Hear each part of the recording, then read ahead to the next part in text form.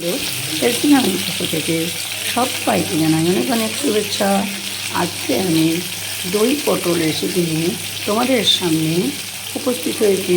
তো তার জন্য দেখো কী করেছি।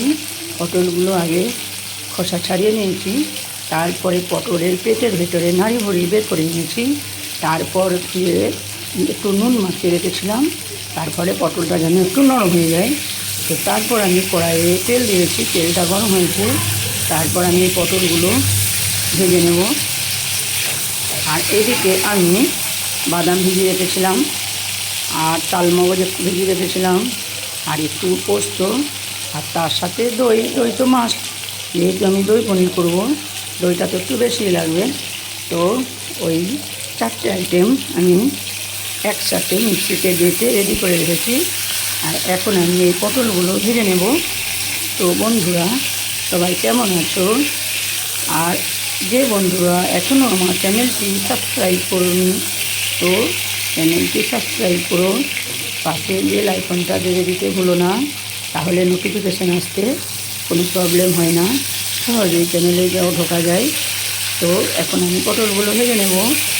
তারপর পটলগুলো নামিয়ে নিয়ে আমি ওই বাটার রেসিপিটা বললাম, পটল করতে যে যে যে বাটা তৈরি করে রেখেছি, সেই বাটাগুলো এখন দেব। তো আমি এটা তুলতেও পারি পটলগুলো, আর নাও পারি। এখন একটু মৌরি ফোড়ন দেওয়ার ব্যাপার ছিল। তো দেখো আমি মাঝখানে একটু ফাঁকা করে একটু মৌরি দিয়ে দিলাম। তো পটলগুলো ভাজতে ভাজতে মৌরিটাও ভাজা হয়ে যাবে। আর মৌরি তো শুধু কাঁচাও খাওয়া যায়, যেহেতু মৌরিগুলো যদি আমার খুব ভালো নাও ভাজা যায় তাহলেও কোনো অসুবিধা হবে না। তো বন্ধুরা তোমরা দই পটল বাড়িতে বানাও আর খাও, দেখো ভালো লাগবে। এমনি পটল তো অন্যভাবেই খেতে হয়, শুধু আলু পটল সবসময় ভালো লাগে না, একদিন ভালো লাগে। তারপর তো চিংড়ি মাছ দিয়ে খেতে হয়, নয়তো পনির পটল খেতে হয়। তো সেই জন্য আজকে আমি দই পটল রেসিপি তোমাদের সামনে শেয়ার করছি। তোমরা দেখো, স্কিপ করো না, আর দই পটল বানাও, বানিয়ে খাও, খেয়ে কেমন লাগলো আমাকে জানিও। আমার দেখো পটলগুলো ভাজা হয়ে গেছে, পেট তো ফাঁকা, তো সেদ্ধর কোনো ব্যাপার নেই, ভেজে ফেলেছি। তারপর আমি ওই বাটাটা এর সাথে অ্যাড করব। আর এই পটলগুলো যদি গোটা গোটা পটল থাকে না, এতে একটা আলাদা রকম মজা লাগে। আর এই পটল দিয়ে আরও অন্য রেসিপিও করা যায়।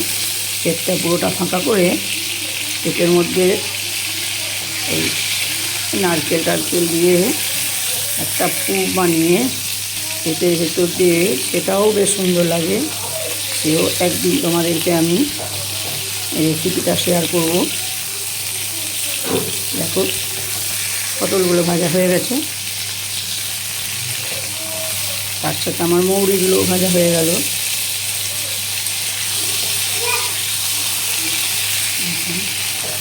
আমি এরপর মশলাটা অ্যাড করব।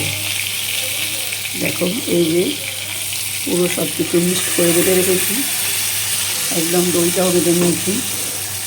দইটা যদি না বাটা হয় তাহলে দই দেওয়া যাবে না, দইটা ছেটা ছেটা হয়ে যায়।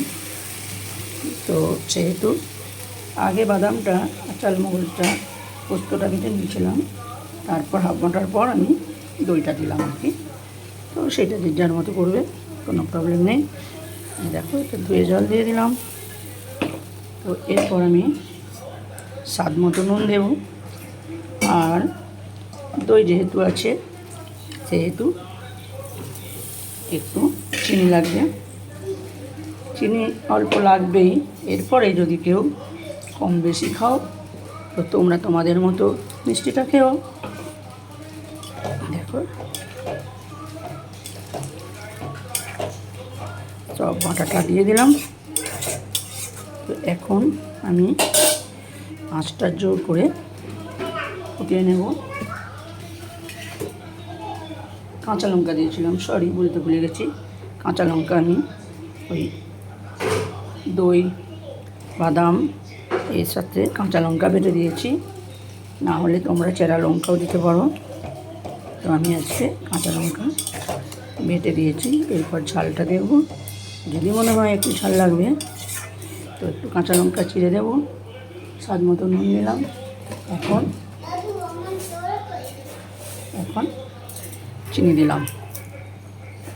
দেখো আমি 2 চামচ চিনি দিলাম। এরপর তোমরা তোমাদের মতো মিষ্টিটা দেখে বুঝে নিও। তো দেখো ফুটে গেছে। এরপর আমি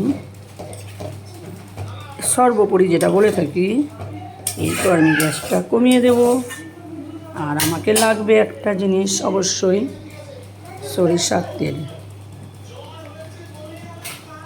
সরিষার তেল একটু দিতে হবে, খুব বেশি লাগবে না। দেখো মিডিয়াম দিলাম। তো এরপর আমি আঁচটা কমিয়ে দিলাম। দেখো আঁচটা কমিয়ে দিলাম। তো এখন আমার দই পটল রেসিপি সব কিছু দেয়া রেডি।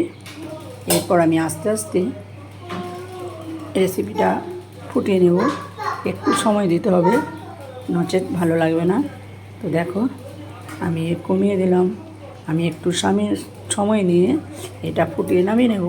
তো বন্ধুরা, তোমরাও এই দই পটল রেসিপি বানাও আর খাও, আর কেমন লেগেছে আমাকে বলো। তো বন্ধুরা, আজকে এই পর্যন্তই। আবার অন্য দিনে অন্য কোনো টাইমে তোমাদের সামনে উপস্থিত হব অন্য কোনো রেসিপি নিয়ে। তো আজকের মতো টাটা।